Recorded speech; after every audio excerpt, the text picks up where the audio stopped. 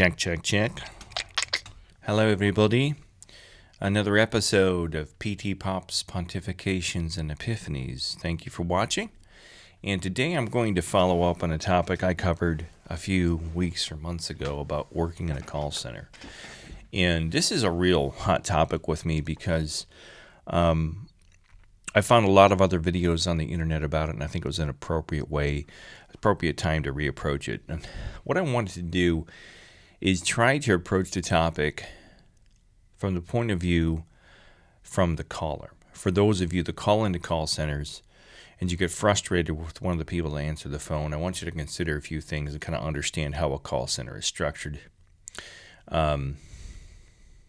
Because it's not what you think, okay? And what I mean by that is when you call into a call center and you get a representative on the phone that sounds like they don't know what they're doing, or it sounds like they don't care, there's a really good chance that they don't know what they're doing and they don't care. And I'll tell you why. In a call center,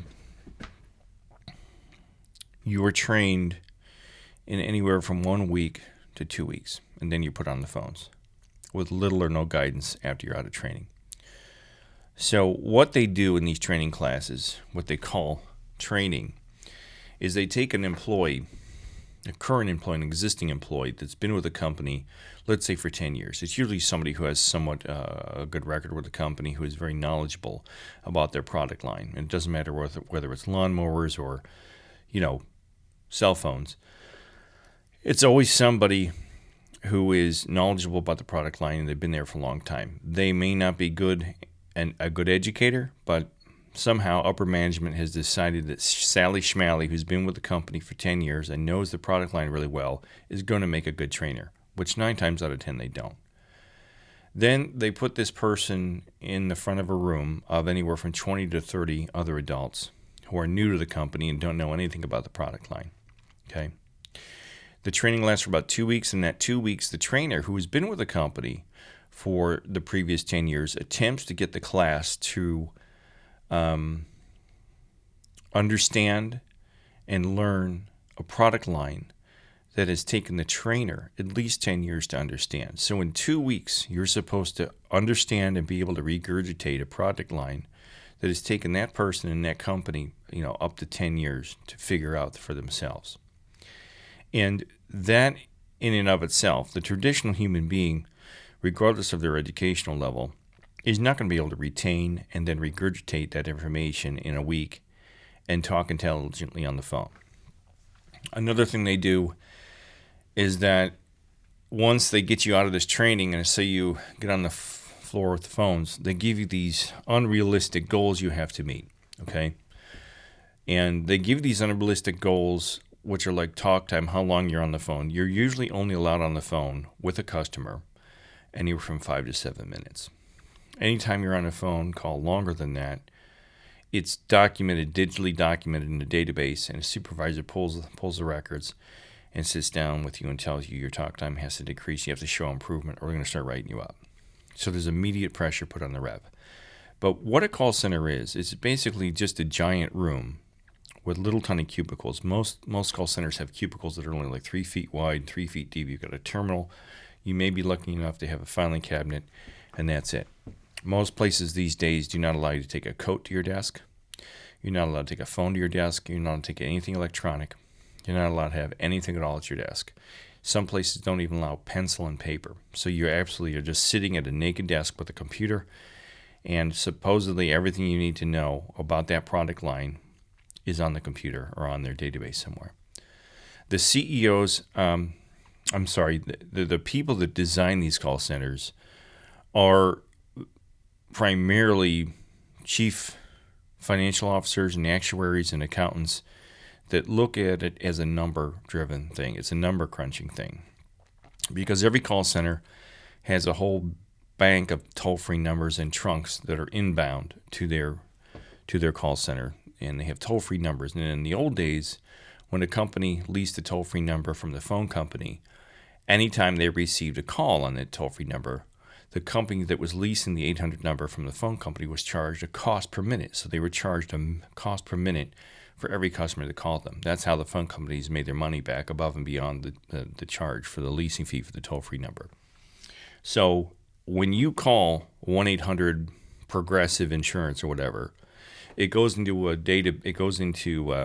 let's say a phone bank that terminates somewhere in the country, and that Progressive Insurance is charged, or in the old days they were charged a cost per minute to receive those calls. So every time you're calling toll free, the company is paying for the call. So they in turn have to make sure that they get you on and off the call as fast as possible to cut down their costs.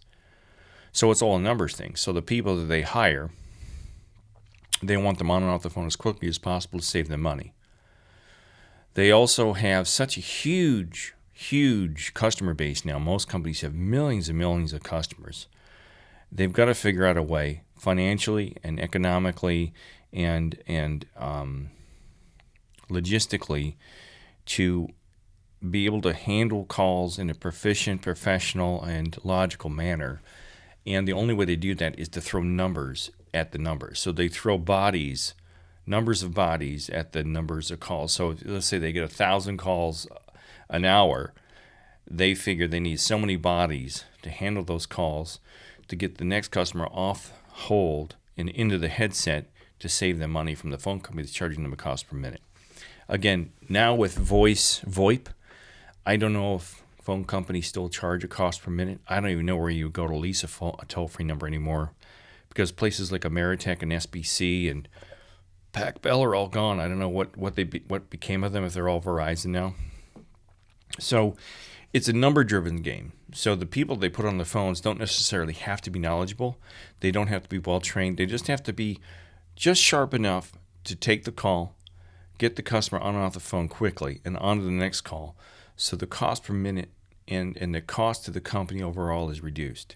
It's entirely an accounting numbers game, and it's really fluff. It's really fluff because logically, anybody with any amount of intelligence would tell you that it's impossible to learn an entire product line in a week with any company. It's impossible. You can't do it. But they tell you can. You go into training, they say, well, they give you a manual, and they say, this is your Bible. This is how you're going to learn all this stuff. And then you start looking at it, and it's all broken down by product line. So let's say when I worked at Verizon, there had to be hundreds of models of phones. You know, there are AudioVox and Motorola's, and there's iPhones, and there's Samsungs, and the Droid had just come out when I was out there. And it was impossible for me personally to know how each one of them works. So they had these online digital manuals that you could go in and digitally click on a picture of the phone. But, you know, in order for me to know how to work a phone, it's impossible to look at a manual to know how to do it. You know, I mean, you've got to hold the thing in your hand and press the buttons. So what I'm saying is when you call into these call centers, it doesn't matter where you're calling, whether it's India, Bhopal, India, or you're calling San Francisco, California, or you're getting somebody in Iowa in a call center. They're all given the same type of training, which isn't really training. It's just kind of like given just enough ammunition to answer the phones. And I equate this whole thing to, think of it like this. What if I've got 33 years of playing guitar, 33 years of experience playing the guitar. And what if you took a guitar lesson from me, and in 1 week I taught you 3 chords. I taught you C, E, G. Sounded kind of sad there. Hey girl, you're out of tune. That's a 1, 4, 5, 7 progression. So you got the C chord, which is your root chord. C, D, E, F. I'm sorry, 1, 4, 5, 7 is C, F. So C, D, E, F, that's your 4 chord. Your 5th chord is G, and it's the 7th. So, and you got that down, you're like, oh, I got a 1, 4, 5, 7. Oh.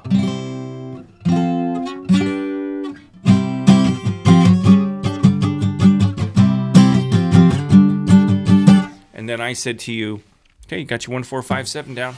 Here you go. Go learn. Go play Stairway to Heaven. What? You don't know how to play Stairway to Heaven? Hey, I showed you the 1457. You got to figure it out from there for yourself. I'm sorry. What? Oh, you mean to tell me you don't know how to do it? Yeah, you're going to get written up. And if you don't know how to play Stairway after 1 week, I'll tell you what, I'm going to fire your ass. And that's what they do. They try to make you think you're going to know all this stuff right away. And they put these huge amounts of pressure on you. They give you goals that you can't achieve. They give you talk times that are almost impossible to reach, and they don't show you how to reach them. You're just put on the floor to figure it out for yourself. And there's absolutely no one to help you on the floor. So when you call into these call centers, you're getting somebody that's undertrained, overworked, and put on tremendous amounts of pressure to achieve, or they're going to be fired. And it doesn't matter if it's a sales job or just customer service. They're all like this. I've worked in call centers now since 1990, and I've worked in small call center. My first call center I was in was like 6 people, and the largest call center I worked in was with Verizon Wireless. It was like 2,000 people in the building. It was like a 500,000 or 1 million square foot building. And I've worked in banking, telecommunications, and briefly a few other industries, including fundraising, and they're all the same. It doesn't matter what country you're in. I've talked to people on the internet from Scotland, from Ireland, from primarily the Britons, but it's all the same stuff.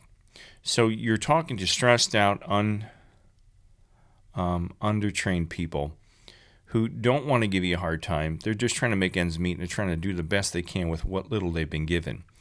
Another thing you want to consider is that the supervisors and the trainers in these teams are not people that are meant to be supervisors. To be a supervisor, you should have some innate ability on being able to process information in a cool, calm, level-headed manner and understand circumstances pretty good. You should be able to think out of the box. You should